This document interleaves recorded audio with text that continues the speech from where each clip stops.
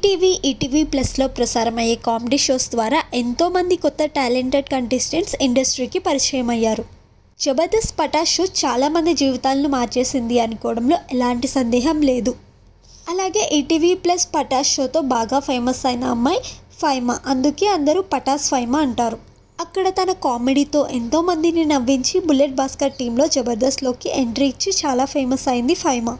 Jabardasth full జోష్లో ఉన్న టైంలోనే ఆమెకు బిగ్ బాస్ ఆఫర్ రావడం, హౌస్లో కూడా ఎంటర్టైన్ చేయడం కూడా జరిగింది. అయితే ఈ మే 19న ఫైమా తన బర్త్డేని సెలబ్రేట్ చేసుకుంది. అయితే బర్త్డే రోజు ఈ పోస్ట్ అందరినీ ఆశ్చర్యపరిచింది.